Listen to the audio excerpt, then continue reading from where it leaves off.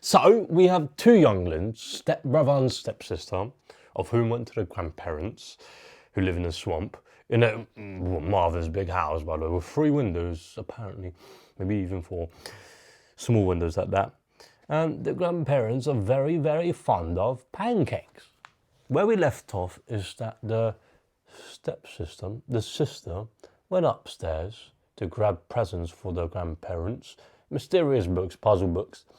But on her way upstairs, she saw Grandad with a pile of pancakes.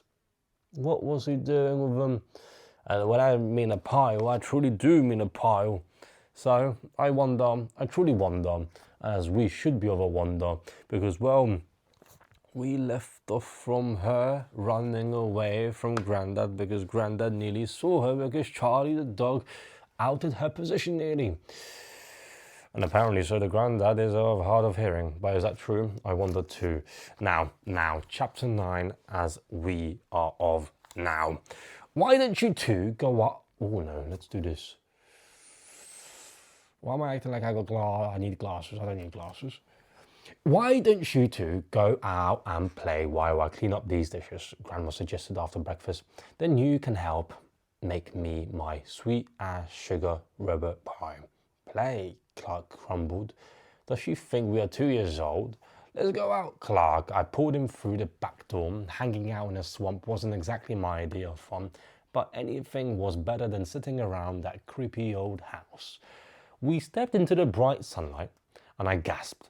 The hot, steamy air felt like a heavy weight against my skin. I tried to breathe deeply, to shake the smothered feeling I had. So what are we going to do? Clark grumbled, also drawing a deep breath. I glanced around and spotted a path.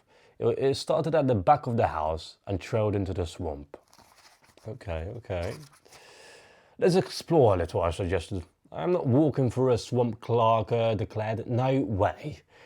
What are you afraid of? Comic book monsters? I teased him. Creatures from the muck? I laughed. You're a riot, Clark muttered, scowling. We walked a few steps. The sun filtered through the treetops, casting leafy shadows along the trail. Snakes, Clark admitted. I'm afraid of snakes.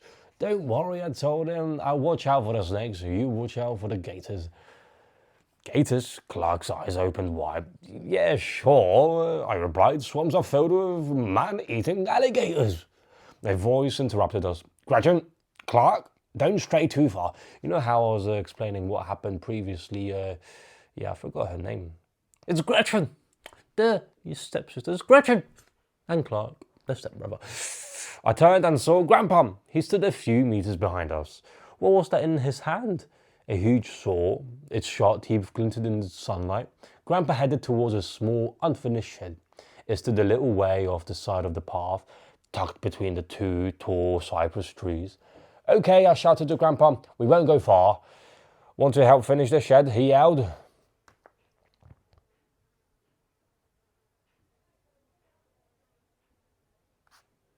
Waving the saw,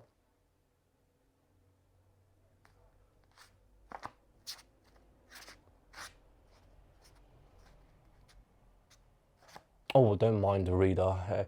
I was just doing something. Want to help finish the shed? He yelled, waving the saw. Building things builds confidence, I always say. Mate, maybe later, I answered. Want to help? Grandpa shouted again. Clark cupped his hands around his mouth and yelled, later! Then he turned back towards the path and tripped over the dark form that rose up quickly, silently from the muddy grass. Clark has tripped over a dark form rising quickly from the muddy grass. Chapter 10. Gator? Gator? Clark shrieked. Grandpa waved his saw wildly. Later. Okay. Help me. It got me, Clark wailed. I peered down at the dark shape in the grass and laughed. Cypress knee, I said calmly. Clark turned his mouth still open in fright. He stared at the knobby form in the grass. It's a cypress limb poking up from the grass, I explained. It's called a cypress knee. I showed you one yesterday, remember? Yeah, do you guys remember from the previous episodes? It's basically, what's it called? Roots that go out from the earth into the space of which we see, if I'm not mistaken. I remembered he lied, and I just wanted to scare you. I started to crack a joke, but I saw Clark's whole body trembling as he picked himself up. I felt quite sorry for him. Let's go back to the house, I suggested. Grandma is probably waiting for us to make her sweet as sugar rhubarb pie. On the way back, I told Clark about seeing Grandpa upstairs and the huge tray of pancakes he was carrying, but Clark didn't think it was all that strange. He probably likes to eat in bed, he said. Mum and Dad always likes breakfast in bed. Yeah, maybe, I agreed, but I wasn't convinced. I wasn't convinced at all. Well, you two look as if you've had fun, Grandma chirped when we walked through the door. Clark and I glanced at each other and shrugged.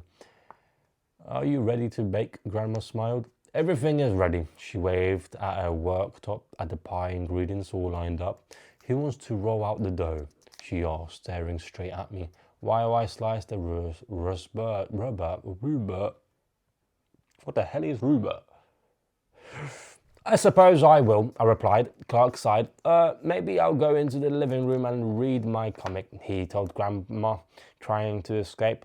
Mum says I just get in the way when she cooks. Nonsense, Grandma replied. You measure out the sugar. Lots and lots of sugar. I rolled out the pie dough. It seemed like an awful lot of dough, but then what do I know?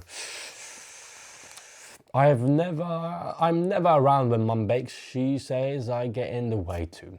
When the dough had been rolled flat, Grandma took over. Okay, children, you sit down at the table and have a nice glass of milk. I'll finish up. Clark and I weren't thirsty, but we didn't feel like arguing. We drank our milk and watched Grandma finish making the pie. No, not one pie. 3 pies. Grandma, how come you're making 3 pies? I asked. I always like to have a little extra, she explained, just in case company drops in. Company? I thought, company? I stared at Grandma. Is she totally mad? Who did she think was coming to visit? She lives in the middle of nowhere. What's going around there, I wondered. Is Grandma really expecting visitors? Why does she make so much food?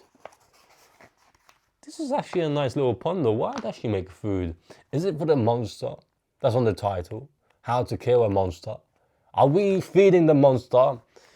Are the children, the young ones, the people with lesser experience, some would say, going to kill the monster? That the grandparents, some would say even parents. Yes, a grandparent is a parent. Parents are brewing in the house, the big old house, very few windows. In the middle of nowhere.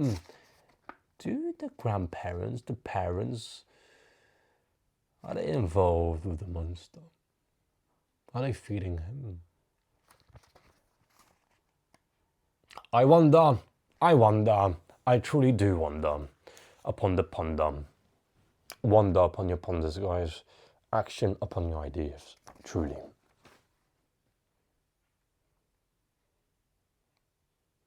Yeah.